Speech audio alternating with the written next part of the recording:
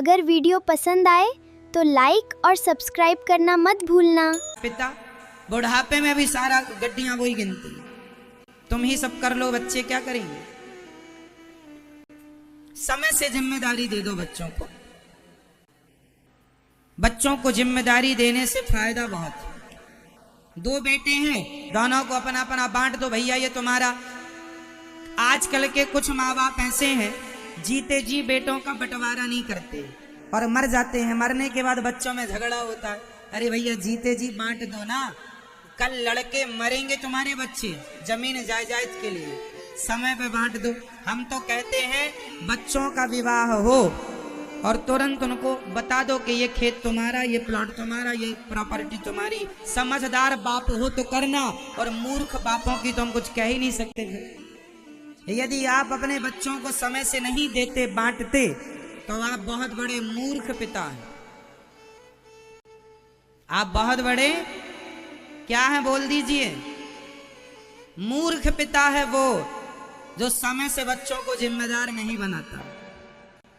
भाई तुम्हारे मरने के बाद वो लड़ेंगे, कहीं लड़ने में मर्डर ना कर दें एक दूसरे का, तो बच्चे हत्या करें एक दूसरे की, उससे अच्छा है जीते जी बेटा ये खेत तुम्हारा है, तुम जो तुम्हें मन आए वो जो तो अपना खाटो, ये प्लॉट, ये दुकान तुम्हारी, ये फैक्ट्री तुम्हारी, ये 50-50 बांट दो। कुछ अपने बुढ़ापे के लिए बचा के रख लो, खेल खत्म।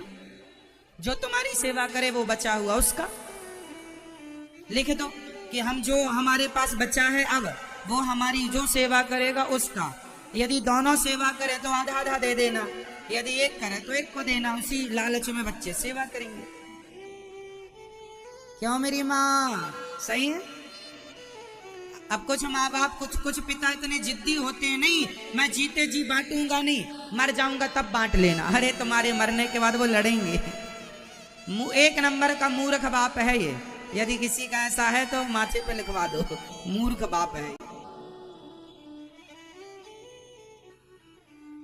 कौन सा बाप है ये, मूर्ख। दशरथ जी कितने समझदार हैं, बाल पक गए तो जिम्मेदारी बच्चों को दे रहे हैं। राजा राम बनेंगे, हम अपना एकांत में भगवान का भजन करेंगे। ये समझदार पिता की पहचान है। अब देते ही ना, चलो राम जी राजा बने, ऐसा मन में दशरथ जी के विचार आया तो गुरु जी के पास गए। गुरु जी आज मेरे मन में एक विचार आया। दशरथ जी कह रहे हैं क्या विचार आया, राम को मैं राजा बना दूंगा। गुरु से वशिष्ठ जी बड़े प्रसन्न हुए और गुरु जी बोले, बैगी विलंब न करिए नृप, साजिए सबुई समाज, सुदिन सुमंगल तबहि जब, राम हो ही जुबेराज। कई लोग कहते हैं गुरु वशिष्ठ जी ने कैसा मुहूर्त निकाला कि राम जी को वनवास जाना पड़ा। अरे गुरु जी ने मुहूर्त निकाला ही नहीं था। गुरु जी ने कहा कि दशरथ जी राम जब राजा बनेंगे तब का मुहूर्त अच्छा होगा। सुदिन सुमंगल तबहि जब, राम हो ही जुबराज, जब राम को राजा बनाओगे तब का मुहूर्त अच्छा है। पर दशरथ जी ने कह दिया मैं कल राजा बनाऊंगा। अब कल तो कभी होते ही नहीं। दशरथ जी ने अच्छे काम को कल पर टाल दिया, बस ये गलती हो गई दशरथ जी की, है ना। राजा दशरथ जी से इतनी सी गलती हो गई, सारे मंत्रियों को जाकर अपना प्रस्ताव सुनाया कि अब हम राम को राजा बनाएंगे। ये चालू हो गई चर्चा, चारों तरफ चर्चा फैल गई, राम जी राजा बनेंगे। अब सारा हर्ष उल्लास से पूरा नगर में भुर ढोल नगाड़े बजने लगे, खूब लड़ुआ बटने लग गए। जब लड़ुआ बटने लगे तो किसी ने मंथरा को लड़ुआ दे दिया। किसको लड्डू दिया? अब यहां देवता लोग बड़े परेशान हुए। देवताओं को लगा कि राम जी राजा बन जाएंगे तो रावण को कौन मारेगा। तब देवता लोग भगवान ब्रह्मा जी के पास गए बोले आप कुछ करो। माता सरस्वती जी से कहा आप कुछ करो, और इन्हें राम को राजा मत बनने दो, राम को राजा मत बनने दो। ऐसा किसने कहा? देवताओं ने। तब माता सरस्वती ने कहा, ऊंच निवास नीच कर तूती, देखे न सकहीं पराई विभूति। ऊंच निवास नीच कर तूती, देखे न सकहीं पराई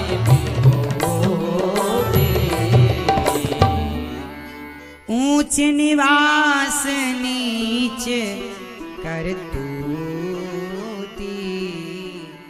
माता सरस्वती कह रही है, देवता तुम इतने ऊंचे बैठते हो, इतने बड़े हो, लेकिन तुम्हारी सोच कितनी घटिया। ऊंच निवास नीच कर तूती, देख न सकहीं पराई विभूति।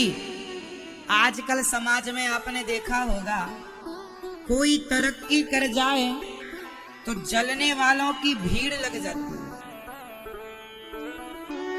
आज दुश्मन कहीं से लाने नहीं पड़ते। साहब आप जरा तरक्की कर लो, जरा नाम इज्जत कमा लो, अपने आप आपके दुश्मन आपको दिखने लग जाएंगे। आप कुछ ना करो, आप केवल अच्छा काम करो, फिर देखो सैकड़ों दुश्मन मिल जाएंगे आपको। आपसे जलने वाले खूब मेंढक की तरह टर टर करते हुए आ जाएंगे। इसलिए आपको परवाह नहीं करना इन मेंढकों की, उनको टर्राते दो, अपना काम करता। हाथी चला बाजार, कुत्ते लगे हजार। हाथी जब बाजार चलता है तो कुत्ते बहुत भौंकते हैं। अच्छा, कुत्ते आगे से भौंकते हैं कि पीछे से? जोर से। बस वही है, आप आगे आगे चलते हैं, भौंकने वाले कभी आगे नहीं आते, वो पीछे से भौंकेंगे, पीछे से ही आपकी जो करेंगे बुराई करेंगे। कोई फर्क नहीं पड़ता, आप तो अपना काम करते रहो। ये रामचरितमानस में लिखा है।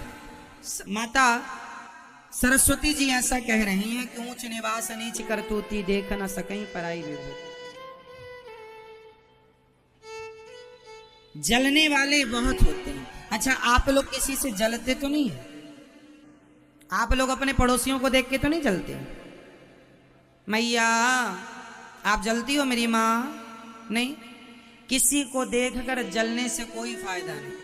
एक बात बताओ, आपके भाग्य का आप खा रहे हैं और मेरे भाग्य का मैं खा रहा हूं। जिसके भाग्य में जितना ईश्वर ने तय किया है, आपके भाग्य में जितना धन मिलना है उतना मिलेगा, चाहे जमीन में गड़ा हुआ मिल जाए। आपके भाग्य में जितनी खुशी होगी उतना आप खुश रहेंगे, और जितना दुख होगा उतने आप दुखी रहेंगे। सब ईश्वर ने तय कर रखा है, तो हमारे जलने से होगा क्या? जलने से हमारा ही नुकसान होगा, और कुछ हम कर ही नहीं सकते, क्योंकि सब भगवान के हाथ में। आपका पड़ोसी तरक्की कर रहा है, आप कहते हैं अरे बड़ा ये कर रहा वो कर रहा, जितना उसको मिलना है मिलके रहेगा, आप जलो या मर जाओ। इसलिए कोई फायदा नहीं ईर्ष्या करने से, द्वेष करने से। भगवान से ये प्रार्थना करो कि प्रभु उसके भाग्य का उसे मिल रहा है, आप अच्छे कर्म कीजिए, आपका कर्म अच्छा होगा तो आपके भाग्य में ईश्वर आपको भी देंगे। आप परेशान क्यों होते हैं? जलने से प्राप्त क्या कर लेंगे? इसलिए आनंदित रहा करो। दूसरों की प्रसन्नता को देखकर आपको प्रसन्न होना चाहिए। दूसरों की जय जयकार देखकर आपको भी प्रसन्न होना चाहिए। आप भी अच्छे कर्म करेंगे, आपके भी जय जयकार होगी। जलने से फायदा नहीं। कैकेयी सरस्वती माँ ने जाकर मंथरा की बुद्धि बिगाड़ी, मंथरा ने कैकेयी की बुद्धि बिगाड़ दी। कैकेयी ने दशरथ जी से कहा और वनवास राम जी का होगा। अब ये बताइए, राम जी के वनवास जाने में कारण कौन था? बताइए, राम जी को वनवास किसने भेजा? उत्तर दो फटाफट। मैया राम जी को वनवास किसने भेजा? किसने?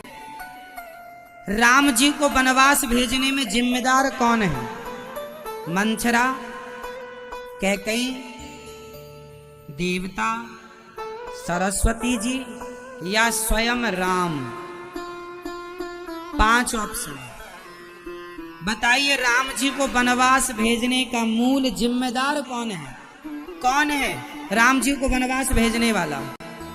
कौन भेजा? किसने? कौन है जिम्मेदार? जोर से। मंथरा। मंथरा की क्या मजाल कि जगत के पालनहार को वनवास भेज दे। कैकई की क्या मजाल के जगत के पालनहार को वनवास भेज दे। देवता और सरस्वती माँ की क्या मजाल राम जी के वनवास जाने में स्वयं राम जी कारण है, स्वयं राम जी का हाथ है राम जी के वनवास जाने में। क्यों? राम जी कौन है? भगवान है, और भगवान की इच्छा के बिना पत्ता नहीं हिलता। तो मंथरा की बुद्धि किसने बिगाड़ी? सरस्वती जी। सरस्वती जी की बुद्धि किसने? देवताओं ने। और देवताओं की किसने बिगाड़ी? स्वयं राम जी। जो करेगा वही भरेगा, कर्म करे को और फल भोगे को और, ऐसा नहीं। जो करता है वही भरता है। अभी मैं समझाऊंगा स्पष्टता से, अभी ये समझो। जो करता है वही भरता है। राम जी ने ही देवताओं की बुद्धि फिराई, फिर देवताओं ने सरस्वती जी की, सरस्वती जी ने मंथरा की, मंथरा ने कैकई की, कैकई ने दशरथ जी के। वनवास किसका हुआ? राम जी का। और शुरुआत कहां से हुई थी? राम जी से। इसको ऐसे समझो, एक संत जी समझा रहे थे कि एक जंगल में एक बगीचे में एक फल लगा था, आम का। एक आदमी वहां से जा रहा था तो फल को देखा। एक आदमी जा रहा था, पका हुआ आम देखा तो देखा किसने? देखा आंखों ने। आंख देख तो सकती थी पर फल तक जा नहीं सकती। गए कौन? गए पांव। पांव जा सकते थे पर फल को तोड़ नहीं सकते थे। तोड़ा हाथों ने। हाथ तोड़ सकते थे पर उस फल को चख नहीं सकते थे। चखा जिह्वा ने। जिह्वा ने चखा तो पर रखा नहीं, रखा पेट ने। जिसने देखा वो गया नहीं, जो गया उसने तोड़ा नहीं, जिसने तोड़ा उसने चखा नहीं, जिसने चखा उसने रखा नहीं। देखा आंखों ने था, गए पांव थे, तोड़ा हाथों ने था, चखा जिह्वा ने था, रखा पेट ने था। तब तक बगीचे का मालिक आया और उस आदमी की पीठ में 2 लाठियां जमाई। क्यों रे? चोरी से आम खाता। अब बताओ डंडा किसे पड़ा? पीठ को। पीठ की कहां गलती थी? पीठ का कोई नाम नहीं था, कोई रोल नहीं पीठ का। देखा आंखों ने था, गए पांव थे, तोड़ा हाथों ने था, चखा जिह्वा ने, रखा पेट ने। पीठ का तो नाम नहीं था, पर डंडा किसे पड़ा? अब बताओ निर्दोष पीठ पिट गई कि नहीं? इसका मतलब ये कर्म किसी ने किया, गलती कोई और किया और सजा किसी और को मिली। लेकिन ये पूरा नहीं है। पूरा ये है जब डंडा पीठ पर पड़ा तो आंसू कहां से निकले?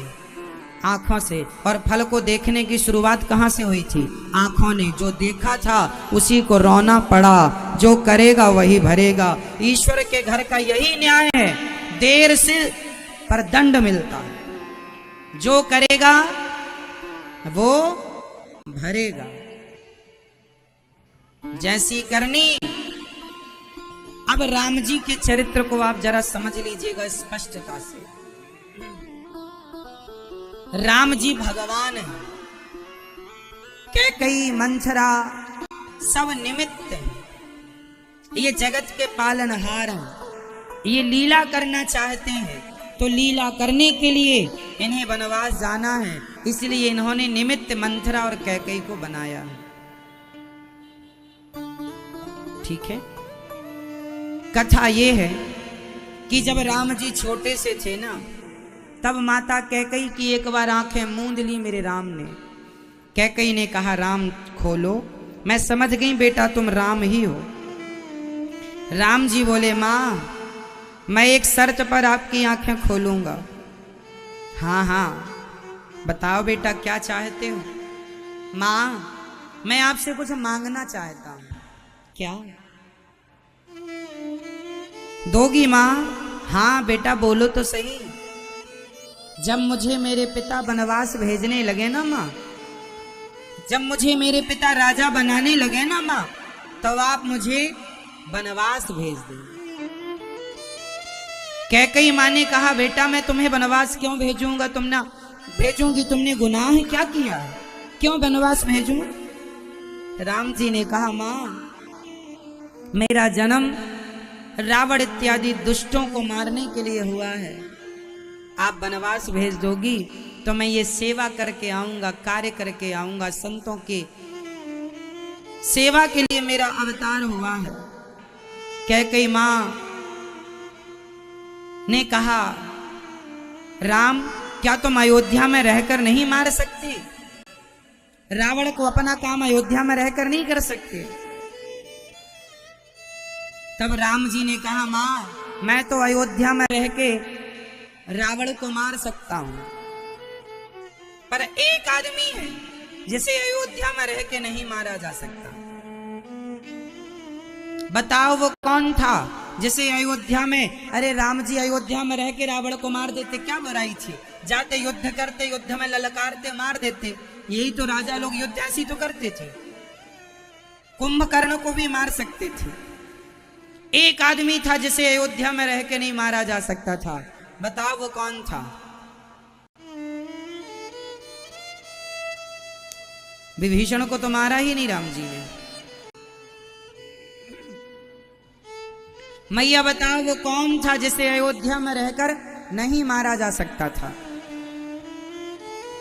कौन था वो आदमी। नाम था मेघनाथ, रावण का बड़ा बेटा मेघनाथ। मेघनाथ को वरदान था, मेघनाथ को वरदान था कि 12 वर्ष तक जो नींद और नारी का त्याग करेगा वही मेघनाथ को मार सकता है। 12 वर्ष से नींद नारी जो त्यागेगा, इसके अलावा युद्ध करेगा सो वह मारा जावेगा। इसी के सत पर है वह जीवित मेघनाथ बलवान, सुन लीजिए स्वामी गुप्त कथा का ज्ञान। कैकेयी मां को राम जी ने सारी बात समझाई थी। तब कैकेयी मां ने कहा अच्छा ठीक, पर मां जब आप मुझे वनवास भेजोगी ना तो आपका नाम बदनाम हो जाएगा, आपके नाम को लोग लेना पसंद नहीं करेंगे, आपके नाम का बड़ा अपमान होगा, आपको गालियां मिलेंगी। कैकेयी मां ने कहा मेरे राम यदि मेरे अपमान से तेरा सम्मान बढ़ता हो तो मेरा अपमान होने दे, मैं इस अपमान के घूंट को पी जाऊंगी, सह लूंगी। पूरी रामायण में आप उठाकर देख लीजिएगा, माता कैकेयी का यदि पात्र, सोचिए कि पूरी रामायण में यदि कैकेयी मां ना होती तो राम कथा क्या होती। राम कथा यदि राम कथा है तो केवल कैकेयी माता के कारण। राम जी यदि मर्यादा पुरुषोत्तम हैं तो केवल कैकेयी माता के कारण। हाँ या ना। हटा दीजिए, आप थोड़ी देर के लिए कल्पना कीजिए, इमेजिन कीजिए कि रामायण में कैकेयी नहीं है और राम जी को कोई वनवास भेजा ही नहीं। जिसके जीवन में कष्ट नहीं है, जिसके जीवन में विपत्ति नहीं है, उसका जीवन कोई जीवन ही नहीं है। इसलिए जीवन में विपत्ति आएगी तो आप राम बनकर उभरेंगे, आप महान बनेंगे। आपकी विपत्ति आपको बड़ा बनाती है, ना कि छोटा। दूसरी बात याद रखो, आपको आपके जीवन में जितना सुख मिलेगा, आपके जीवन में आपको सुख मिला और आपके जीवन में आपको दुख मिला। एक आदमी सुखी रहा सारी जिंदगी और एक आदमी दुखी रहा सारी जिंदगी। इतिहास किसका लिखा जाएगा, सुखी का या दुखी का? राम जी टोटल धरती पर कितने वर्ष तक लीला किए हैं बताओ? राम जी ने कितने वर्षों तक लीला की है बताइए? इस धरती पर राम जी कितने वर्षों तक रहे? लगभग 11,500 वर्षों तक राम जी ने राज्य किया है। कितने वर्ष तक? लगभग। क्योंकि लगभग मैं इसलिए बोल रहा हूं, कहीं 10,500 वर्षों का उल्लेख है तो कहीं 11,500 वर्षों का उल्लेख है, कहीं 12,500 वर्षों का भी उल्लेख। अब आप कहेंगे अलग अलग क्यों है? क्योंकि अलग अलग कल्प की कथाएं हैं। जैसे हमने उस दिन समझाया था इस बात को आपको कि रावण 4 रावणों की कथा है। एक बार उस रावण को मारने राम जी आए, एक बार उस रावण को, ये मैंने उस दिन समझाया था। फर्स्ट दिन 11,500 वर्षों तक राज्य किया लगभग। अब राम जी ने 11,500 वर्षों तक राज्य किया है, पर रामायण में 10,500 11,500 वर्षों का उल्लेख है। उनकी लीलाओं का उल्लेख 11,500 वर्षों की सारी लीलाओं का उल्लेख थोड़ी है। केवल 14 साल में राम जी ने जो किया वो 14 साल गिने जाते हैं। बस 14 साल में ही राम कथा पूरी हो जाती है, जबकि राम जी धरती पे रहे 11,500 वर्षों तक। पर गिना कितना जाता है? राम जी के सुख के दिनों को कोई याद नहीं करता।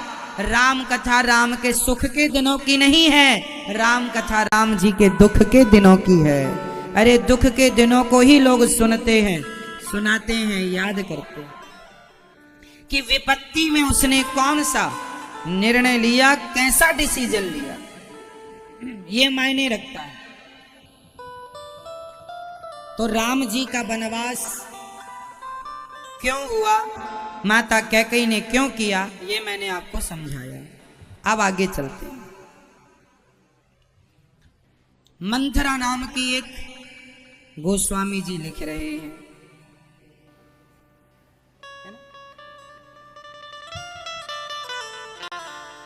नाम मंथरा मंदमती चेरी कैकेयी केरी, अजस पिटारी ताहि करी, गई गिरा मति फेर। अयोध्या में एक मंथरा नाम की दासी रहा। ये मंथरा कौन है? ये कैकेयी माता की दासी है।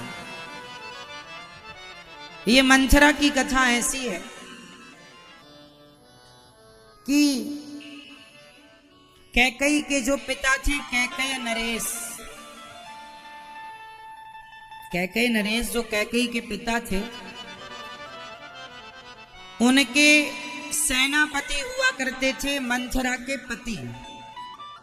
मंथरा की कहानी सुनिएगा। ये मंथरा कौन है, इसका जन्म कहाँ हुआ, कैसी है ये, इसका चाल चलन क्या है, वो समझिएगा। मंथरा के पिता कैकेयी के, माता कैकेयी के जो पिता थे, जो कैकेयी नरेश कैकेयी देश के राजा थे, उनके यहाँ मंथरा के पति मंत्री पद पर थे। परंतु एक बार उन्होंने कुछ गलत किया, एक बार उन्होंने गलत किया तो कैकेयी के पिता ने उन्हें फांसी का दंड दिया था। क्योंकि गलत तो गलत है, कुछ गलत किया होगा, कुछ भी। अब जब तो गलत किया,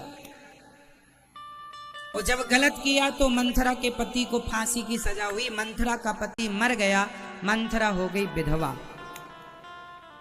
तब मंथरा ने मन में कहा था, कैकेयी नरेश, अच्छा कैकेयी एक लौती बहन, एक लौती बेटी है अपने बाप की, कहा था मंथरा ने, जैसे तूने मेरे सुहाग को उजाड़ दिया, मैंने भी तेरी बेटी के सुहाग को ना उजाड़ दिया, तो मेरा नाम मंथरा नहीं।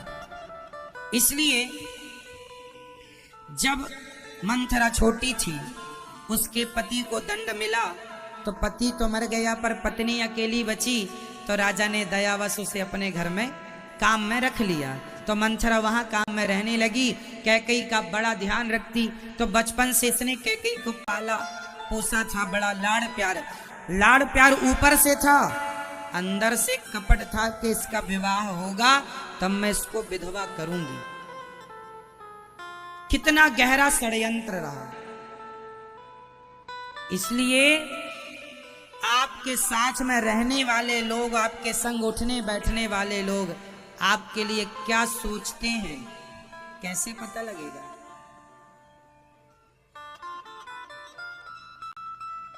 ठीक है, सावधान। उस द्वापर में मामा शकुनी थे, पर त्रेता में मंथरा थी। जब मंथरा ने सुना कि राम जी राजा बनने लगे, लड्डू इसे भी मिला, पूछा क्यों, क्या बात का लड्डू है? बोले राम राजा बनने वाले, तू जरा नाच ले। उसने कहा काहे को नाचूं? और वो मंथरा कैकेयी माँ के पास गई। और मंथरा जब गई कैकेयी माँ के पास, तो मंथरा ने, उस समय कैकेयी माँ आराम कर रही थी। हमने बताया ना, माँ कैकेयी थोड़ी आलसी थी, सोने पे ज्यादा विश्वास करती थी, दिन भर जहां समय मिल जाए वहीं।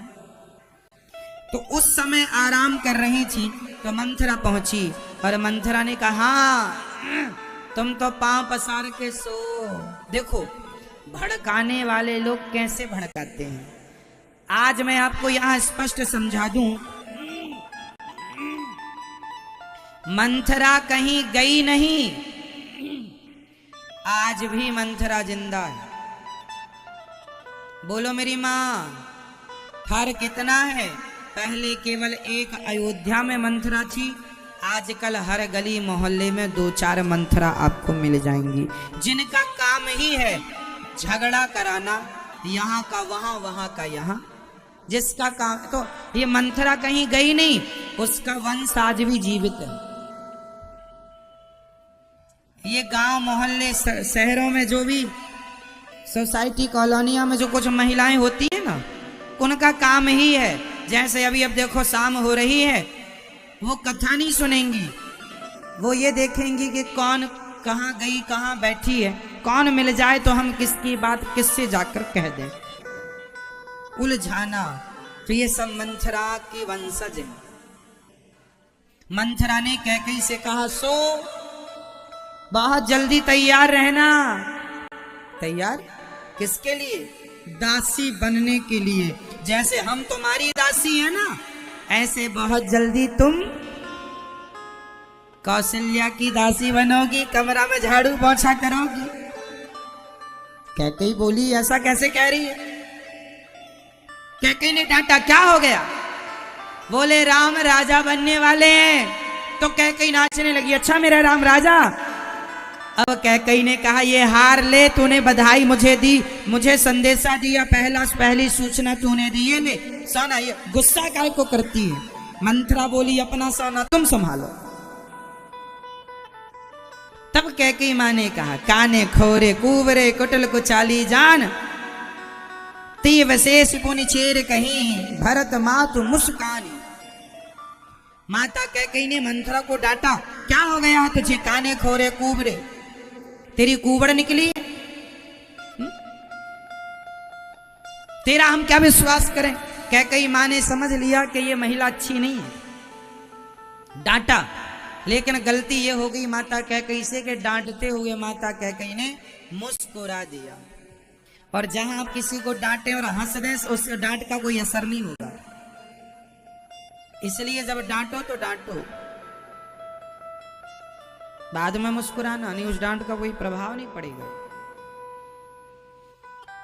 उसी तरह मंथरा को कोई प्रभाव नहीं पड़ा और मंथरा ने जो कैकेयी माँ के कान भरने शुरू किए, सुनो मैं तो तुम्हारा भला चाहती हूँ, सुनो राम को राजा बनाने वाले हैं दशरथ जी। और सुनो कब राजा बनाने वाले हैं, जब तुम्हारा बेटा भरत ननिहाल चला गया, सोने में बना रहे हैं, ताकि भरत को कुछ देना ना पड़े, राम राजा बन जाएंगे। फिर राम राजा बनेंगे तो कौशल्या बनेंगी राजमाता, और तुम बनोगी राजमाता के कमरे में झाड़ू पोंछा लगाने वाली।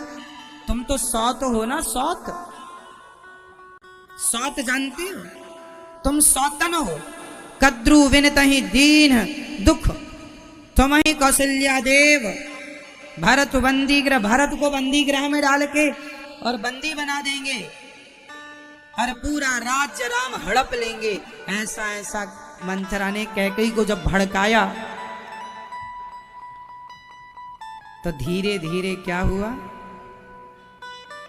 आप किसी से झूठ कुछ कहिए तो आदमी झूठ को, जब एक झूठ को 10 बार कहा जाता है ना, तो वह झूठ भी सत्य जैसा लगने लग जाता है। एक झूठ को 10 बार किसी से कहा जाए तो वह झूठ से क्या लगता है, सत्य।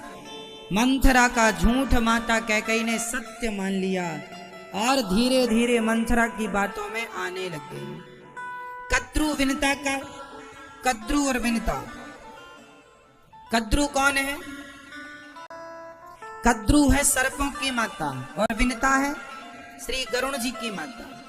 कद्रु और विनता में एक बार क्या हुआ था, आप लोग जानते हैं इस कथा को, सुनो। कद्रु ने सूर्य भगवान के घोड़ों को देखकर कहा कि सूर्य भगवान के जो घोड़े हैं वह काले हैं। विनता ने कहा नहीं, ये तो नीले हैं। कुछ लोग सफेद भी कहते हैं, ये तो नीले हैं। कद्रु ने कहा नहीं नहीं, काले हैं। शर्त लगी कद्रु और ये कद्रु विनता दोनों एक ही पति की 2 पत्नियां थी। सौत दोनों में शर्त लगी। कद्रु ने कहा, कद्रु मीन्स सर्पों की माता, कालिया नाग की माता है, ये नागों की माता है कद्रु, और गरुण जी की माता है विनता। तो कद्रु ने कहा कि सूर्य भगवान के घोड़े काले हैं, विनता ने कहा नीले हैं। बताओ क्या सही है, घोड़े काले हैं कि नीले हैं? वाइट कह लो या नीले कह लो, क्योंकि कुछ लोग वाइट कहते हैं, कुछ नीले, पर नीले हैं। तो क्या सही है, काले हैं घोड़े के नीले हैं? घोड़े तो हैं नीले, नीले थे, परंतु कद्रु ने कहा कि काले हैं। शर्त लगी तो विनता को लगा जब सही है तो अच्छा सुनो, यदि तुम शर्त हार गई तो तुम हमारी दासी बन के रहोगी। ठीक है, शर्त लग गई दोनों में। कद्रु ने अपने बेटों से कहा जाओ सूर्य भगवान के घोड़ों में लिपट जाओ। तो सारे सांप, काले काले सांप गए और घोड़ों में लिपट गए पूरे, तो घोड़े हो गए काले। और जब सूर्य भगवान आए तो उनके घोड़े काले। कद्रु ने कहा देखो काले हैं, तुम शर्त हार गई, चलो आज से तुम ये अपना अच्छी वाली साड़ी उतार दो और ये दासी वाली साड़ी पहनो, आज से तुम हमारी दासी हो। और खूब अत्याचार किया कद्रु ने, फिर खूब मारना पीटना, तुम दासी हो, मारना पीटना, बहुत तंग किया साहब, बहुत परेशानी। तो कैकेयी ने कहा, मंथरा ने कहा कैकेयी तुम्हें भी कौशल्या ऐसे ही मारेगी पीटेगी। देखो जरा कहाँ की बात कहाँ समझा रही है ये मंथरा। एक दिन गरुण जी आए विनता माँ से, अपनी माँ से मिलने। तो माँ को गरुण जी ने देखा, माँ ने देखा, गरुण जी ने देखा माँ की हालत ऐसी, एक हड्डी की हो गई। माँ ये कैसी हालत बना रखी है? माँ ने कहा बेटा तेरी ये माँ ने शर्त लगाई थी, मैं हार गई। गरुण जी ने कहा घोड़े तो बिल्कुल नीले हैं, आपने सही कहा, अब मैं सांपों को देखता हूं, फिर से शर्त लगाओ। शर्त लगी, कल देखेंगे। और जब कल फिर कद्रु के सांप जाके लिपटने लगे तो गरुण जी ने सांपों को, तब से गरुण जी ने सांपों को खाना शुरू कर दिया। तुमने हमारे माँ के साथ छल किया, अब तुम जहां दिखोगे वहीं खा जाएंगे, इसलिए गरुण खाते हैं सांप को। तुमने हमारी माँ के साथ छल किया, सैकड़ों साल दासी बना के रखा। इसलिए आप लोग अपनी माँ के पास जाते रहा करो, पता नहीं कौन आपकी माँ के साथ क्या व्यवहार करे। गरुण जी बहुत दिनों में जाते थे, एक बार बहुत दिनों में गए, तब तक तो माँ खूब उन पर अत्याचार हो चुका और सांपों को जो हमला किया।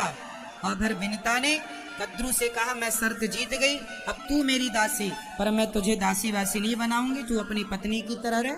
कोई अत्याचार नहीं किया विनीता, क्योंकि सज्जन थी। और सांपों को जो मारा गरुण जी ने, सारे सांप भागे। तो एक सांप आके यमुना जी में रहने लगा, उसी का नाम था कालिया नाग। यहां पर श्राप था गरुण जी को कि आप यहाँ आ नहीं सकते इस क्षेत्र में, उस यमुना जी के तट पर, इसलिए यहाँ आते नहीं थे। इसलिए गरुण जी के डर से यहाँ के छिप गए थे कालिया नाग, इसलिए फिर छिप ही रहे वो। फिर भगवान ने कालिया नाग को मारा, फिर वो आप कथा जानते हैं। इसलिए गरुण जी से सारे सांप डरते हैं। तो ये सारी सौतों की कथा, खूब कथाएं सुनाई मंथरा ने कैकेयी को भड़काने के लिए। और जब कैकेयी को भड़काने के लिए जब ऐसी कथाएं सुनाई तो कैकेयी मंथरा की बातों में आ गई और आकर के क्या बोली, परऊ कूप तुए वचन पर, सकल पूत पति त्याग, कहसी मोर दुख देखी बड़, कस न करव हितलाग। कैकेयी माँ ने कहा, तू कहेगी मैं कुएं में गिर जाऊंगी, तू कहेगी मैं अपने पुत्र को, पति को त्याग दूंगी, आज से तू मेरी गुरु, मैं तेरी चेली। भड़काने वाले लोग भड़काते ऐसे हैं, उसको बिल्कुल कैप्चर कर लेते हैं, अपने वश में कर लेते हैं, फिर वो किसी की नहीं सुनता या सुनती। क्या मेरी मां सही है? भड़काने वाले जब किसी को भड़काते हैं, गजब तरीके से भड़काते हैं। मंथरा ने ऐसे भड़काया, कैकेयी ने सरेंडर कर दिया और कहा, दशरथ, अब कैकेयी बोली, बताओ मैं क्या करूं? तब मंथरा ने कहा कि तुझे 2 वरदान देने का दशरथ जी ने कहा है, तू आज कोप भवन में चली जा, कपड़े उतार देना, श्रृंगार उतार देना, सामान्य कपड़े पहनना, और दशरथ जी आए तो जब तक राम की सौगंध ना खाएं तब तक ना मांगना। देखो कितनी चतुर है ये, पूरा षड्यंत्र जानती। आप लोग भी ऐसे भड़काने वाले लोगों से जरा सावधान रहना, नहीं आपके घर में भी ऐसी आग लगाते हैं लोग। कैकेयी ने पूरा प्लान किया था और कहा कि जब तक राम जी की सौगंध दशरथ जी ना खाएं तब तक मांगना मत। अब कैकेयी अपना काम करके, अब यहाँ गोस्वामी जी कह रहे हैं, को ना कुसंगति पाए न साही, कुसंग पाकर कौन नहीं बिगड़ा। इसलिए आपको एक बात समझनी चाहिए, इस धरती पे, इस संसार में त्याज्य क्या है? बताओ किसका त्याग करना चाहिए? किसका त्याग करना चाहिए? कुसंग का। किसका त्याग करना चाहिए? कुसंग का। कुसंगति पाकर के कैकेयी मां बिगड़ गई। कुसंगति पाकर के कौन नहीं बिगड़ा? इसलिए आप अपने बच्चों को, अपनी बेटी, अपने बेटों, अपने आप को कुसंग से बचाइएगा। कुसंग ही सर्वनाश करने वाला है और सत्संग ही आपका लोक परलोक संवारने वाला है। इसलिए सठ सुध रही सत्संगति पाई, पारस परस कुधात सुहाई। सत्संग से बिगड़े लोग सुधर जाते हैं और कुसंग से बने लोग बिगड़ जाते हैं। इसलिए हम आपसे और आपके बच्चों से कहते हैं कि आप कथाओं का संग कीजिए। ये दास आपके जीवन को बिगड़ने नहीं देगा। मेरी एक भी बात आपने मान ली तो मुझे विश्वास है कि आप अपने जीवन में कभी असफल नहीं हो सकते, यदि मेरी बातों का आपने अनुसरण कर लिया, मान लिया तो। इसलिए आप अपना मोबाइल निकाल लो और YouTube पर आज 92 लाख लोगों का परिवार पूरा हो गया है। आप भी चैनल को सब्सक्राइब कर लीजिएगा।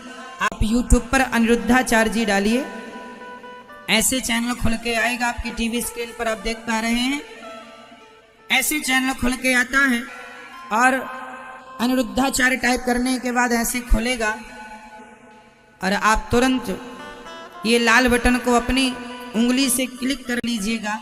बेल आइकन जरूर दबाइएगा ताकि पहला नोटिफिकेशन आपको प्राप्त हो।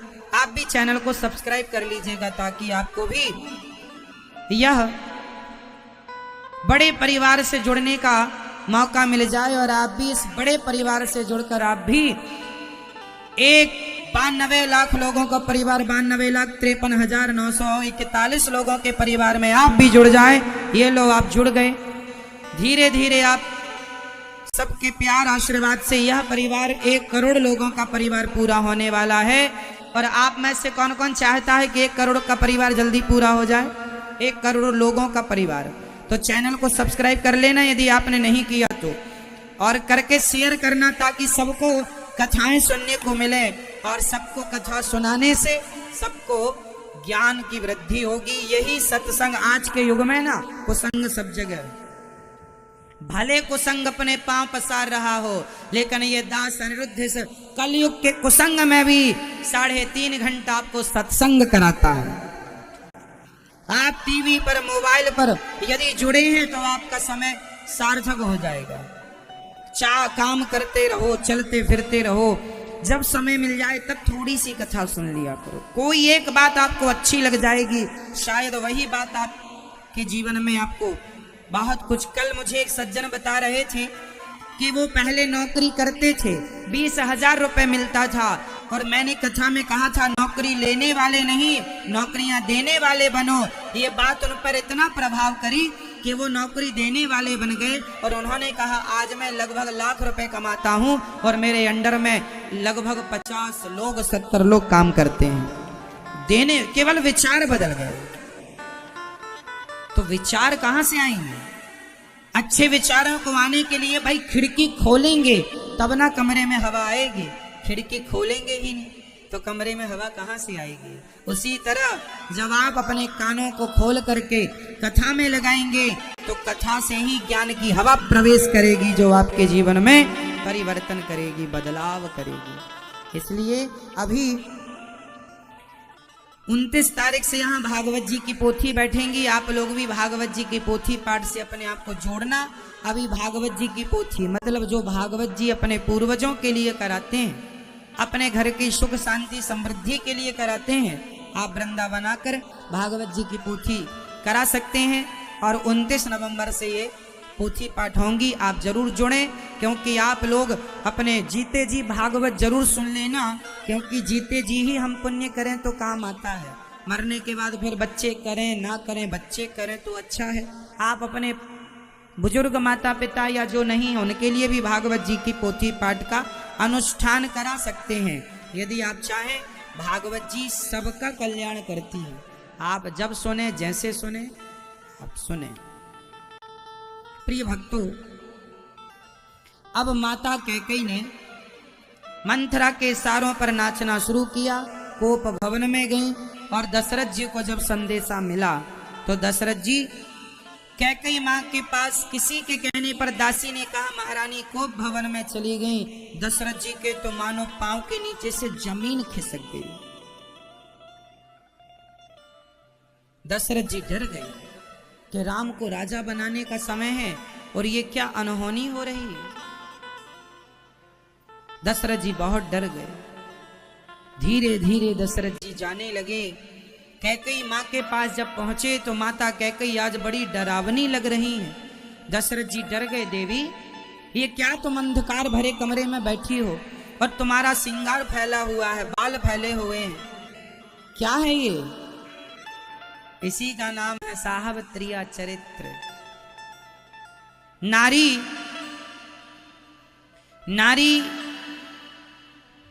एक नारी है, एक नारी है माता कौशल्या, एक नारी है माता कैकेयी। दोनों नारियों में बहुत अंतर है। अब आप देखिए कि आपको कौन सी नारी बनना पसंद है। कैकेयी माँ ने, राम जी ने कहा था कि मुझे वनवास भेजना, लेकिन राम जी ने ये नहीं कहा था कि तुम अपने पति के साथ अत्याचार करना। अब यहां ये काम कैकेयी माँ अपने से कर रही है। षड्यंत्र, कहीं ना कहीं माता कैकेयी के अंदर लोभ जाग गया। लोभ इस बात का कि मेरा राम, मेरा भरत राजा बनेगा तो मैं महारानी कहलाऊंगी, अयोध्या की राजमाता कहलाऊंगी। जहां लोभ होता है वहां विनाश होता है। लोभ ना हो। माता कैकेयी दशरथ जी से कह रही हैं, क्या देवी आपने कोप भवन में बैठकर, कोप भवन सोनी सकुच उराओ, भय बस अगहुड़ परई न पाओ। कैकेयी माँ ने कहा आप बड़े कपटी। दशरथ जी ने कहा मैं कपटी हूं? क्या कपट किया देवी? आपने ये कपट किया कि आप राम को राजा बना रहे हैं और आपने हमें बताया भी नहीं। दशरथ जी को लगा अच्छा शायद इन्हें हम बताए नहीं इसलिए गुस्सा है। अरे तो क्या बात है, हमने अभी तक इसलिए नहीं बताया क्योंकि तुम ही तो कहा करती थी बुढ़े हो गए हो अब राम को राजा बनाओ। मैं राम को राजा बनता हुआ देखना चाहती हूँ, तो मैंने तुम्हें स्वयं आकर सरप्राइज देना चाहा था, लेकिन तुम्हें तो पता चल गया। कैकेयी माँ बोली मुझे क्यों ना पता चलता, आपने मेरे साथ कपट किया है। कौन सा कपट किया? बोले मेरे बेटे को तुमने ननिहाल भेजकर और बेटे के सोने में तुमने राम को राजा बनाने की घोषणा कर दी, एक बार हमसे पूछा भी नहीं। आज हम आपसे कुछ मांगना चाहती हैं। दशरथ जी ने कहा कैकेयी राम की सौगंध खाकर कहता हूं, 100 सौगंध, तुम जो मांगोगी मैं दूंगा। मांगूंगी दोगे? हाँ। मैंने 2 वरदान मांगे थे आपसे। आपको याद होगा एक बार दशरथ जी कैकेयी माँ को लेकर के देवासुर संग्राम में गए थे। वहां दशरथ जी के रथ का पहिया निकलने वाला था, तो कैकेयी माँ ने उंगली डाल करके उस रथ के पहियों को निकलने से रोका था।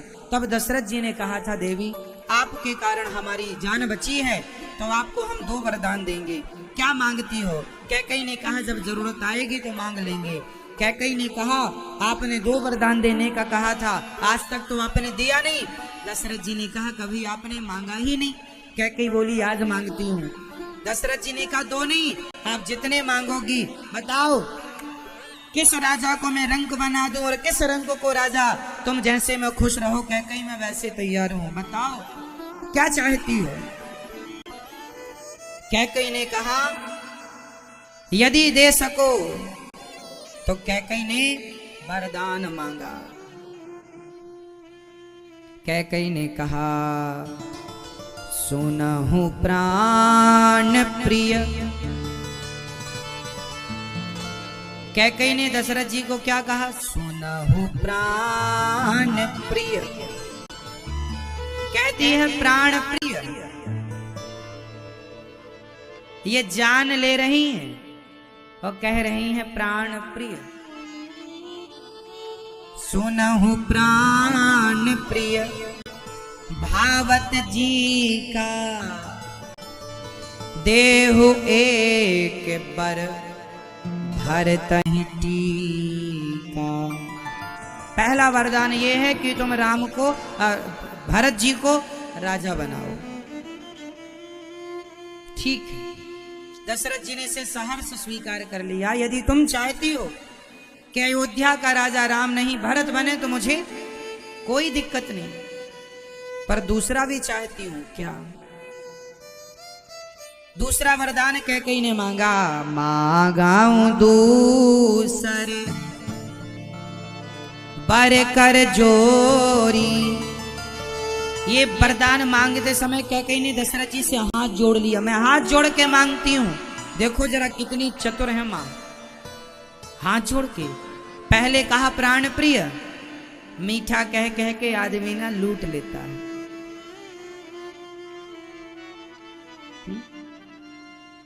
हाथ जोड़ के कह रही हैं, मांगऊ दूसर बर कर जोरी, पुरवहु नाच मनोरथ मोरी। मेरी विनती सुनो। क्या?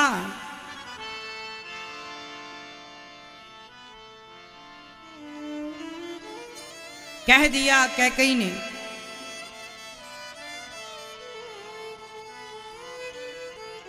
14 वर्ष तापस वेश, तापस वेश विशेष उदासी, 14 वर्ष राम वनवासी।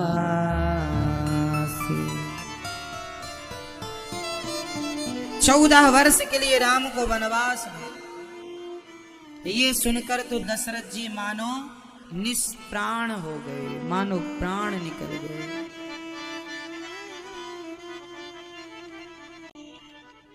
क्या बताएं, अब प्राण बचेंगे नहीं। शायद दशरथ जी ने कहा कैकेयी मजाक कर रही है। अच्छा, कैकेयी ने 14 वर्ष का ही वनवास क्यों मांगा? कैकेयी को लगा कि भरत राजा बन जाएगा और राम चला जाएगा तो 14 साल में भरत जी ना राज्य चलाना सीख जाएंगे, कोई डिस्टरबेंस नहीं होगा ना। कहीं राम रहे तो कहीं षड्यंत्र करके मेरे भरत का राज्य छीन ना ले, इसलिए कोई झंझट ही नहीं, इसलिए वनवास। इसलिए माता कैकेयी ने राम जी को वनवास दे दिया। 14 साल का ही क्यों, इस पर हम आगे चर्चा करेंगे, बहुत सारे कारण हैं इसके। दशरथ जी हाथ जोड़कर बोले, देवी तुम जो मांगो मांग लो। भरत को राजा बनाना है, मैं अभी भरत जी को बुलाता हूं और बेटा भरत को राजा बनाऊंगा। तुम महारानी बनना, जो चाहो करो, पर कैकेयी राम को वनवास ना भेजो। जानती हो ना कि राम जंगल में कैसे रहेंगे? जो तुम कह रही हो कैकेयी, क्या कभी सोचा है कि उसका परिणाम क्या होगा? तब कैकेयी हंसती हुई बोली, अभी तो बड़ी सौगंध खा रहे थे, जो मांगोगे दे दूंगा। हम तो रघुकुल रीत सदा चली आई, प्राण जाए पर वचन न जाई। अभी तो बड़े सत्यवादी बने थे और अब हमने वरदान मांगा तो देने से हिचकिचा रहे हो। और सुनो, रघुकुल की रीति रही है, यहाँ के राजा सत्य बोलते आए हैं। 2 वरदान देने का बोला है, देना है, नहीं देना तो मना कर दो। लेकिन ये याद रखो कि इस कुल की सत्यता चली जाएगी आपके साथ। कैकेयी माँ ने कहा, नहीं, असत्य समपातक पुंजा, असत्य से बड़ा कोई पाप नहीं है, इसलिए आपको जो मैंने वरदान मांगे हैं वो देना चाहिए। दशरथ जी कैकेयी को पहली बार इस रूप में देखी, इतनी निर्दयी हो गई कैकेयी मां, इतनी निर्दयी, इतनी निर्दयी। दशरथ जी से कहती हैं, रघुकुल रीति सदा चली आई। और धन्य है दशरथ जी, सत्य के लिए लड़खड़ा तो गए पर हाथ जोड़ रहे हैं। देवी कैकेयी, मैं तुम्हारे हाथ जोड़ता हूं, राम को वनवास ना,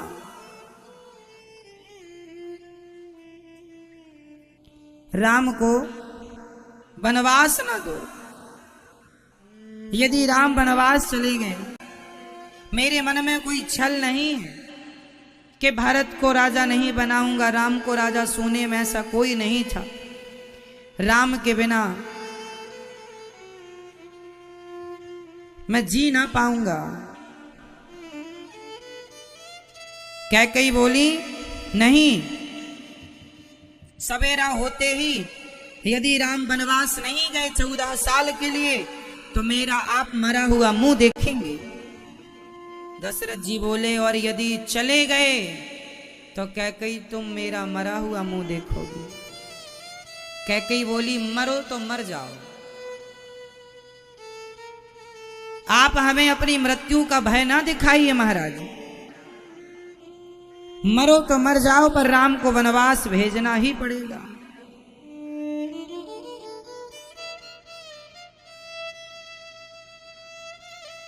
गोस्वामी जी लिख रहे हैं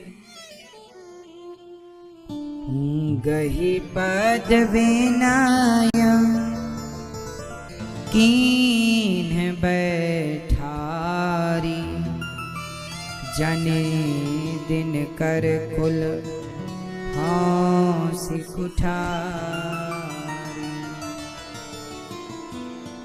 मांगो माथ अवही देहु तो ही, राम विरह जनि मारसि मोहि। राखो राम कहो जेहि तेहि भांति, नहीं न जरहि जन्म भर छाती। कैकई तू जो चाहे ले ले, हाथ जोड़कर कहता हूं दशरथ जी कैकई मां के चरण में गिर गए, लेट गए। मैं तेरे पांव पकड़कर कहता हूं कैकई राम के बिना मैं जी ना पाऊंगा, मैं रह ना पाऊंगा, राम के बिना मैं। कैकई ने कहा जब इतने ही नाटक करने थे, जब ऐसा ही करना था तो अंत में आपने ये क्यों कहा मांग मांग, मैं सब दूंगा जो मांगेगी दूंगा। और अब मांग रही हूं तो आप रो रहे हैं।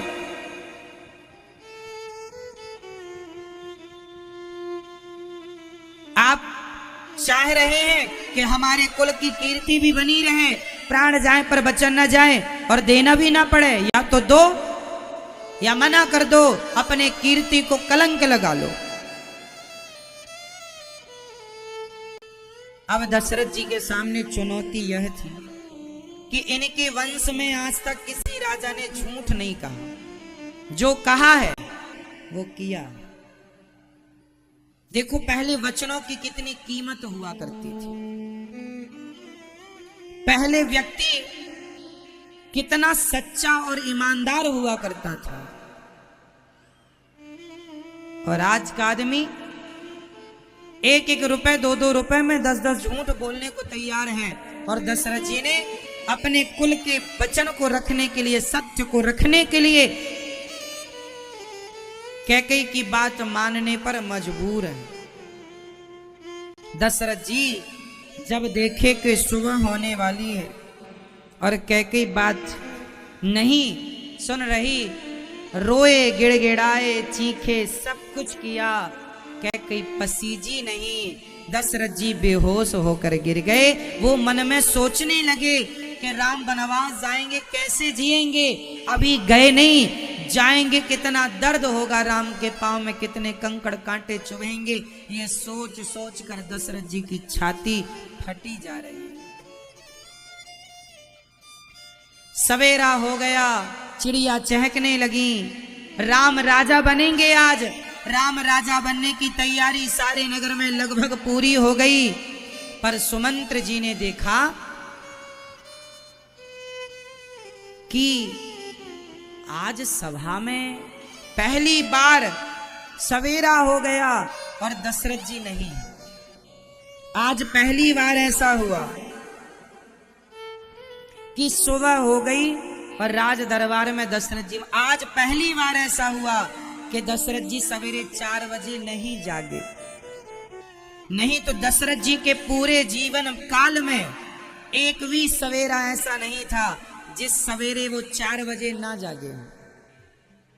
लेकिन आज वो जागे नहीं। क्यों नहीं जागे? क्योंकि वो मूर्छित कैकई के कोप भवन में पड़े। सुमंत्र जी ने देखा, दासी ने संदेशा दिया कि कैकई ने बुलाया है। सुमंत्र जी गए। सुमंत्र जी ने जाकर दशरथ जी को देखा तो बेहोश पड़े दशरथ जी। सुमंत्र जी ने कहा महाराज क्या हुआ? गए सुमंत्र तब राउर माही देखी भयावन जात डेराई, डेरा गए। सुमंत्र जी डर गए, महाराज ये क्या हालत है? रोने लगे, मेरे राम को बुला दो, मेरे राम को। सवेरा हुआ, सुमंत्र जी तुरंत समझ गए कि कैकेयी ने कोई कुचाल रची। राम तैयार हो रहे थे। आज राजा राज तिलक था ना राम जी का, आज राम जी का राज्य तिलक था और राम जी राजा बनने की तैयारी कर रहे थे कि तभी सुमंत्र जी गए और सुमंत्र जी को प्रणाम किया। राम जी ने पिता की तरह, जी बोले, माँ ने बुलाया, पिताजी ने बुलाया। अब चल पड़े दशरथ जी के पास। जब राम जी आए तो राम जी ने देखा पिताजी मूर्छित पड़े हैं। राम जी ने पिताजी से कहा, पिताजी क्या हुआ? पिताजी, बस राम, मेरे राम, मुझे छोड़कर मत जाओ राम, कह ही रहे थे। तब माँ ने, राम जी ने माँ से कहा, माँ पिताजी की ये हालत किस कारण हुई? माँ ने कहा, बेटा कोई बात नहीं, तुम्हारे पिता ने हमें 2 वरदान देने का बोला था, हमने वो 2 वरदान मांगे तो अब इनकी ये हालत हो गई। माँ आपने क्या वरदान मांगा? कैकेयी माँ ने दोहरा दिया। राम जी ने कहा, माँ सुनो जननी सोई सुत बड़ भागी, जो पितु मातु बचन अनुरागी। माँ वही बेटा लायक बेटा है जो अपने माता पिता की बात मानता हो। माँ आप मुझसे बताइए, आपकी कौन सी आज्ञा पूरी करनी है? आपका बेटा ये राम जरूर पूरा करेगा। कैकेयी माँ ने कहा, हाँ राम तुम समझदार हो, मैंने कोई ज्यादा बड़ा नहीं मांगा, बस ये मांगा कि मेरे बेटे भरत को राजा बना दो, और तुम्हें 14 साल के लिए वनवास मांगा तो पिता ने ये देखो ऐसी हालत बना ली। राम जी ने कहा, माँ बस इतनी सी बात? हाँ बेटा देखो ना, इतनी सी बात है, और आपके पिता ने देखो हालत कैसी बना ली। राम जी प्रसन्न, भगवान है ना भगवान। दशरथ जी को उठाया, राम जी ने पानी पिलाया, पिता से कहा, पिताश्री बस इतनी सी बात के लिए आपने ये हालत बना ली? माँ ने जो मांगा है ठीक ही मांगा है, भैया भरत को आप राजा बना दीजिए, और माँ ने मुझे 14 साल के लिए वनवास दिया है, पिताजी आज्ञा दीजिए। पिताजी कुछ बोले नहीं। धन्य है राम जी ने कोई सवाल जवाब नहीं किया, क्यों जाए वनवास, क्या है, नहीं। माँ ने कहा है वही बेटा लायक है जो माँ बाप की आज्ञा का पालन करता हो, और यही मर्यादा। राम जी ने उसी मर्यादा का पालन किया। और राम जी जब चले, पिताजी रोक रहे, राम मत जाओ, राम मत जाओ।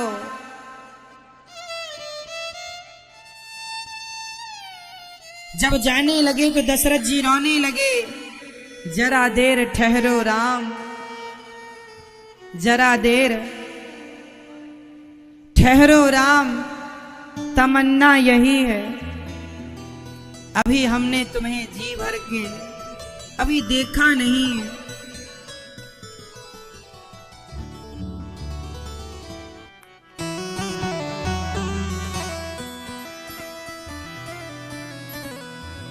जरा देर ठहरो राम,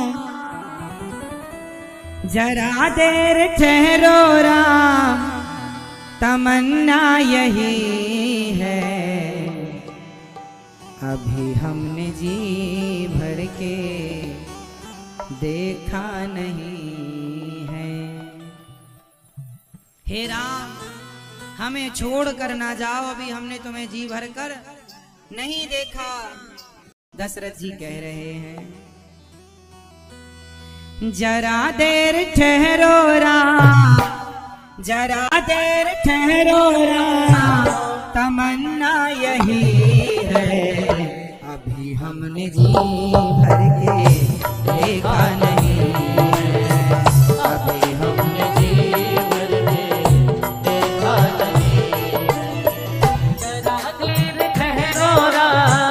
जरा देर ठहरो राम, तमन्ना यही है, अभी हमने जी भर के देखा नहीं है, अभी हमने जी भर के देखा नहीं है।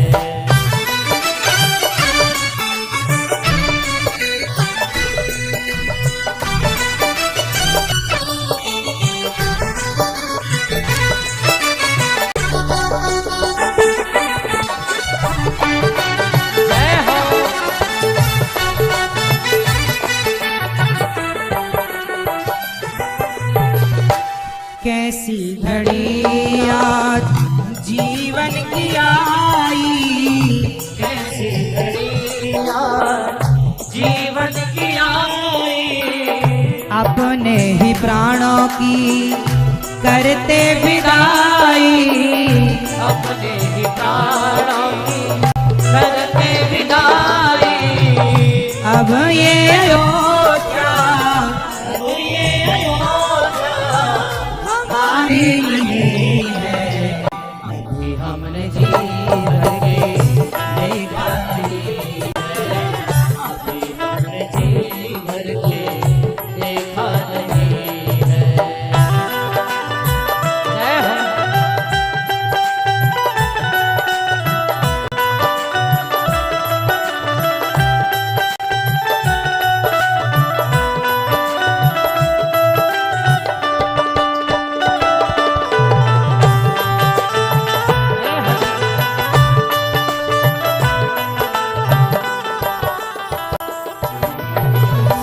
माता कौशल्या की आंखों के तारे, माता कौशल्या की आंखों के तारे, दशरथ जी के तुम हो दुलारे, दशरथ जी को तुम हो दुलारे, कभी ये अयोध्या को, कभी ये अयोध्या को, कभी ये अयोध्या को भुलाना नहीं है, अभी हमने जी भर के देखा नहीं, अभी हमने जी भर के देखा नहीं है।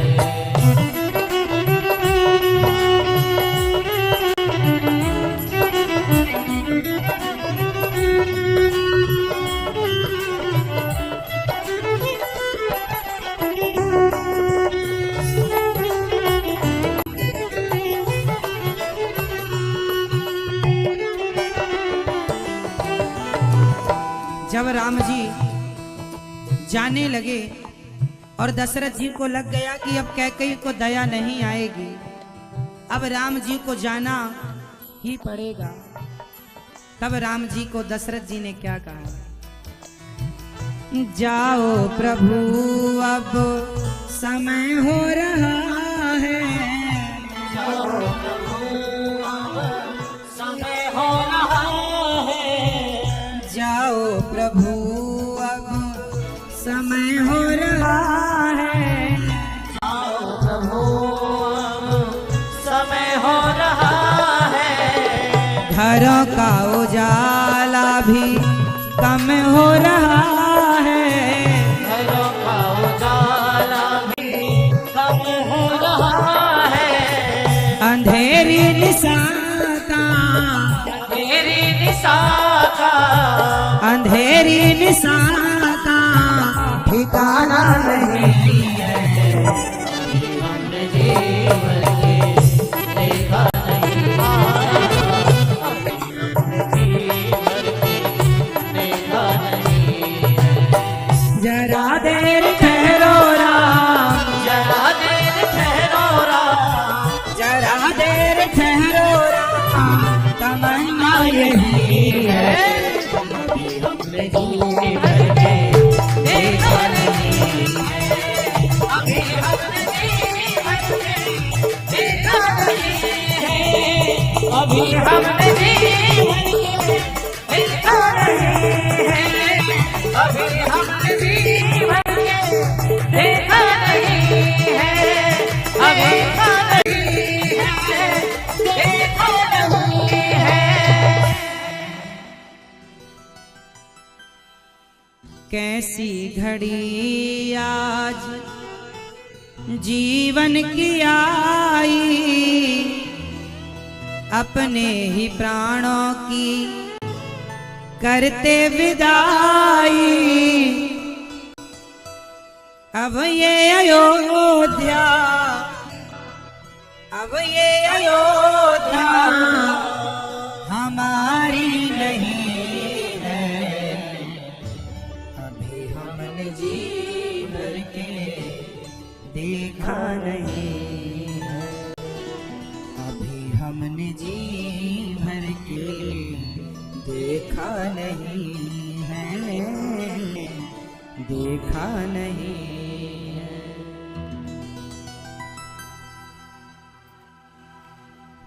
अब राम जी माता के पास जाते हैं। कौशल्या माँ से हाथ जोड़कर कहते हैं, माँ आज्ञा दो।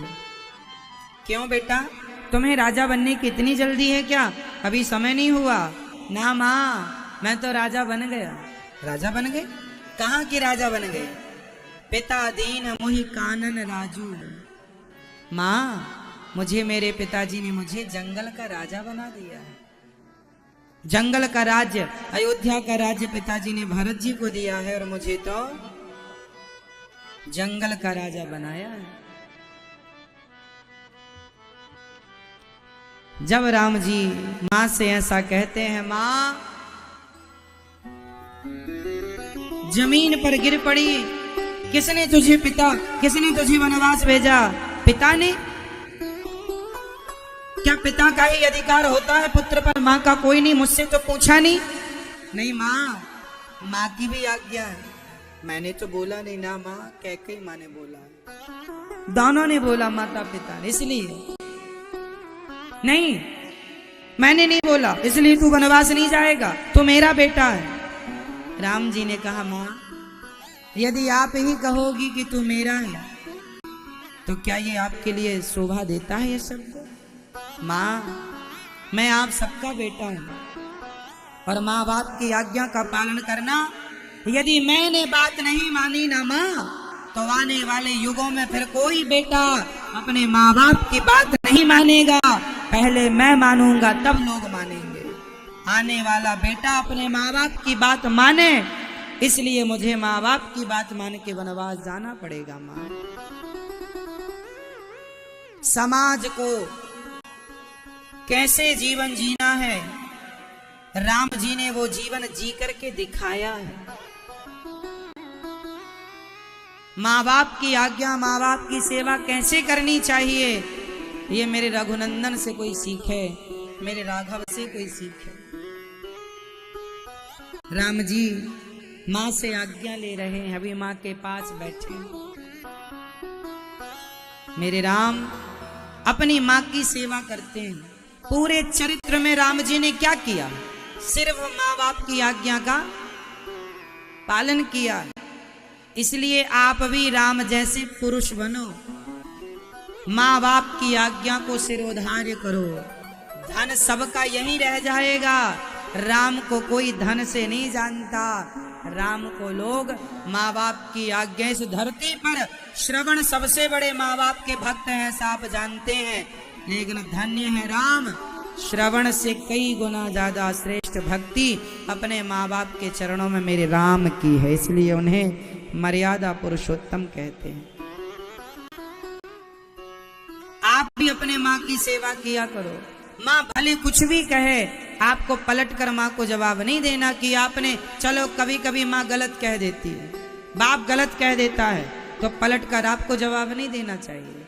माँ बाप जो कहें, अच्छा लगे तो मान लो, आपको लगे कि माँ बाप का कहा हुआ हमारे लिए ठीक नहीं है, आप चुप रहो। चुप रहो पर पलट कर जवाब मत दो। माँ बाप जो कहें ठीक है ऐसा कहो, अच्छा ठीक है, मानेंगे। जो आपको लगे उसमें से आप मानो। यदि आप समझदार हैं तो, यदि आपके माँ बाप आपसे ज्यादा समझदार, वैसे माँ बाप समझदार होते हैं, पर कई बार आज के युग में बच्चे कहते हैं कि हमें पढ़ने के लिए वहां जाना है, माँ बाप कहते हैं नहीं नौकरी करने वहां जाना है, माँ बाप कहते नहीं। माँ बाप की मोह ममता ज्यादा होने के कारण कई बार बच्चों का भविष्य बिगड़ जाता है। मैं इस संदर्भ में ये बात कह रहा हूँ कि आप अपना भविष्य देख के चलना। यदि माँ बाप की मोह ममता है और वहां यदि माँ बाप आपको रोकें और आपको लगे कि मेरा भविष्य वहां जाने से ज्यादा अच्छा होगा या मेरा ये काम करने से मेरा भविष्य बेहतर होगा, तो वो काम आपको करना चाहिए। जैसे माँ कहती है तू नौकरी कर और बेटा कहता है कि मैं नौकरी नहीं करूंगा, मैं बिजनेस करूंगा। माँ बाप कहते हैं नौकरी कर ले और बेटा कहता है बिजनेस करना है, तो बताइए इसमें माँ बाप की बात माननी चाहिए कि नहीं? माँ बाप कहते हैं बेटा तू नौकरी कर और बेटा कहता है मैं बिजनेस करूंगा खुद का, तो बताइए इसमें माँ बाप की बात माननी चाहिए कि नहीं? बेटे को जोर से जोर से जोर से यहाँ नहीं माननी चाहिए। जहां मानने लायक है वहां आप मानो। नौकरी नहीं, बिजनेस करना, व्यापार करना, नौकरी देने वाला बनना है। यदि माँ बाप रोकें, क्योंकि माँ बाप इस ख्याल के होते हैं कुछ लोगों के माँ बाप कि बेटा नौकरी ऐसी है कि महीने में उतना पैसा कहीं नहीं गया, बिजनेस करेगा सफल होगा नहीं होगा, माथा पच्ची ज्यादा है। माँ बाप रिस्क नहीं लेना चाहते, पर आपको जीवन में आगे बढ़ना है तो रिस्क लेना पड़ेगा। तुम इस संदर्भ में आपको डिसीजन लेना है कि इसलिए जहां माँ बाप कुछ कहें चुप रहो, आपको पलट कर जवाब नहीं देना।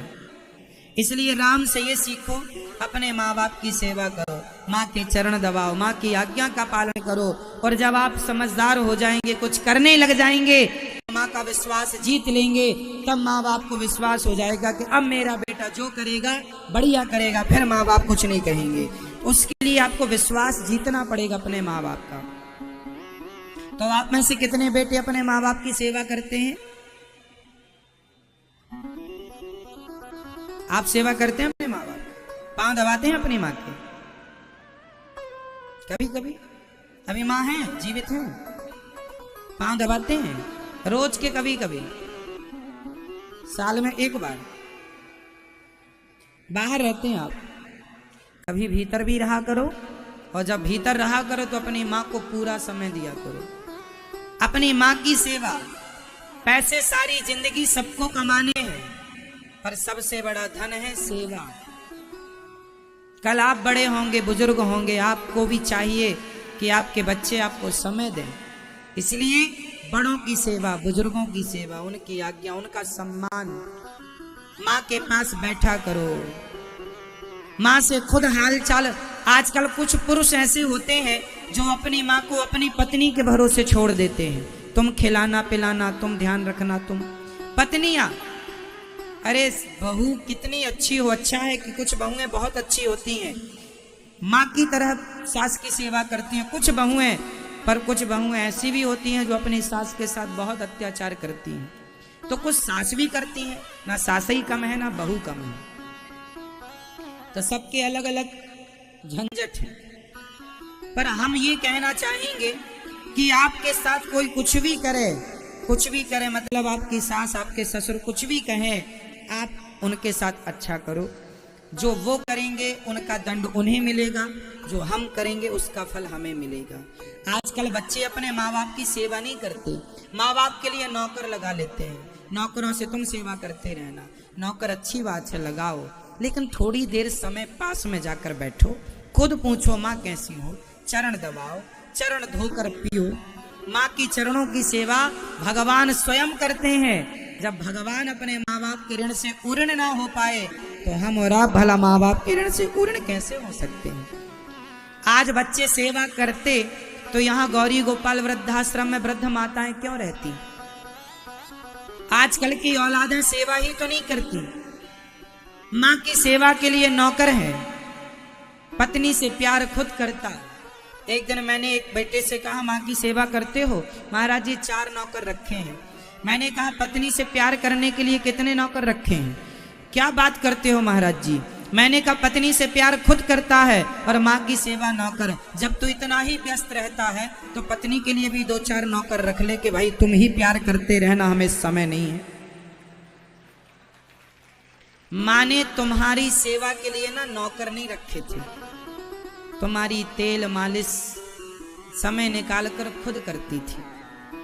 तुम्हें अपने हाथ से भोजन बनाती थी।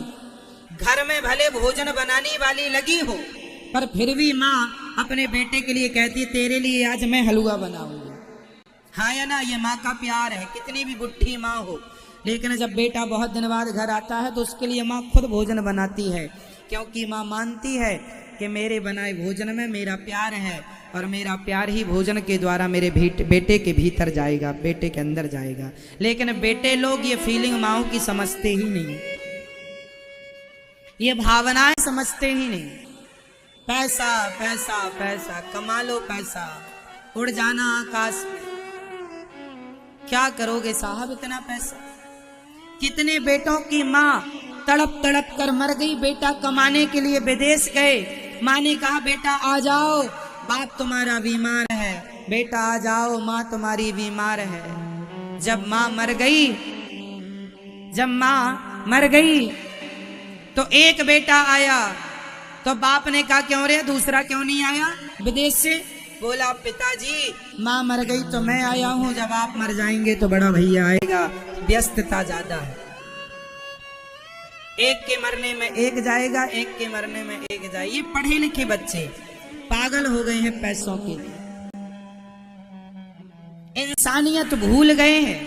विदेशी कल्चर में माँ बाप की सेवा नहीं होती।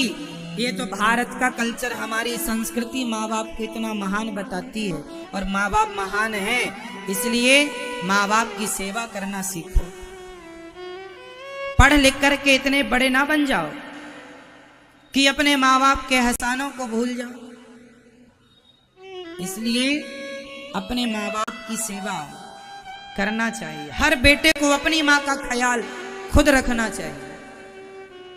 बहुओं के भरोसे नहीं, आपकी पत्नी अच्छी है, बहुएं अच्छी हैं, फिर भी आप ख्याल रखें अपनी माँ का, तो बुराई क्या है, आपत्ति क्या है? लेकिन नहीं, आपको तो पैसे के पीछे भागना है। पैसे कमाने वाले बड़े नहीं होते साहब, पैसा तो वैश्या भी कमा लेती है। माँ बाप की सेवा करने वाले को श्रवण कहते हैं, माँ बाप की सेवा करने वाले को राम कहते हैं। और माँ बाप की सेवा का फल माँ बाप नहीं देते, जो सेवा करता है उस सेवा का फल उसे भगवान दिया करते हैं। सेवा करोगे तो लोक परलोक दोनों बनेगा। भगवान जब मर के जाओगे ना, भगवान पूछेंगे क्यों, क्या किया? पैसा कमाया, तिजोरियां भरी, बेटों के लिए गाड़ी बंगला बनाया और बना के मर गए। भगवान बोले सेवा करी मेरी, मैं ही, भगवान कहते हैं मैं ही तुम्हारे पास तुम्हारे माता और पिता के रूप में मैं ही था, तुमने मुझे पहचाना नहीं। मंदिर में पत्थर पूजते रहे और खुद की माँ बाप भूखी प्यासी, खुद के माता पिता भूखे प्यासे मरते रहे, और बेटा 4 धाम की यात्रा करता रहा। बहुएं गंगा स्नान करती रहीं, बहुएं 16 सोमवार का व्रत करती रहीं, बहुएं तीर्थ करती रहीं, और सास भूखी पड़ी थी घर पर। मिल जाएगा तुम्हें व्रत का फल, मिल जाएगा तुम्हें तीर्थ का फल। सबसे बड़ा व्रत है सेवा। सेवा से बड़ी ना कोई पूजा है, ना कोई भक्ति है। मंदिर में भगवान बाद में है, माता पिता भगवान पहले है, पहले ये भगवान, बाद में वो भगवान।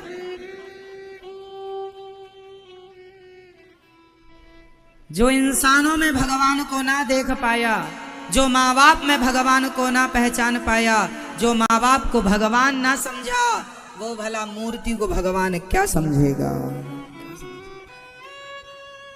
इसलिए ये दास अनिरुद्ध, यहाँ हमारी 261 माताएं रहती हैं। वो माएं जिनके बेटे सेवा नहीं करते, घर से निकाल देते, वो माताएं यहाँ रहती हैं। हमारे रिश्ते में वो कोई नहीं लगती, केवल धर्म की माँ है, केवल इंसानियत की माँ है। इंसानियत के नाते हम उन माओं के चरण दबाते हैं। हम ये दास अनिरुद्ध उन माओं की सेवा करता है, जो बनता है हम करते हैं। यदि हम इंसानियत का परिचय हम दे रहे हैं तो क्या हम ही इंसान हैं? आप इंसान नहीं हैं? क्या आपको अपनी हम ये नहीं कहते कि आप भी औरों की माँओं की सेवा करो, अरे खुद की माँ की तो कर लो। हम सब माँओं की कर सकते हैं, तो आप खुद की माँ की क्यों नहीं कर सकते सेवा? इसलिए यहाँ 261 माताएं हैं। आप में से कितने लोगों ने यहाँ की वृद्ध माँओं का दर्शन किया अपनी आंखों से? आप देखिएगा, यहाँ हमारी माताएं, सभी माएँ वृद्ध माताएं स्वस्थ हैं, सुखी हैं। सभी माँओं की प्रॉपर व्यवस्था है जो मेरे से बनती है। मैं तो एक भिखारी हूँ जो देश के लोगों से, आपसे भीख मांग मांग कर इन माँओं की सेवा करता हूँ। यदि मैं भिखारी होकर सेवा कर सकता हूँ, तो आप लोग तो अच्छे कमाने खाने वाले लोग हैं, बिजनेस व्यापारी लोग हैं, खुद का काम धाम जमींदार लोग हैं आप लोग। हम तो ठहरे भिखारी जन्मजात, हम तो भीख मांग कर सेवा कर रहे हैं। यदि हम जैसे भिखारी सेवा कर सकते हैं उन माँओं की, तो आप भी अपनी माँ की सेवा तो कर ही सकते हैं साहब। आप तो पैसे वाले हैं। हम तो जन्मजात भिखारी, हम तो बचपन में भी भीख मांगते थे, आज भी आपसे भीख मांगते हैं कि जो आप देते हैं उसी के बल पर सेवाएं होती हैं। हम कोई धन्ना सिर थोड़ी थे ना हैं, हम तो केवल दास थे, दास हैं, दास ही रहेंगे। हम तो इन माँओं की सेवा के लिए पैदा भये हैं, इन माँओं की सेवा करेंगे जब तक शरीर रहेगा। आप लोग देते हैं तो सेवा होती है।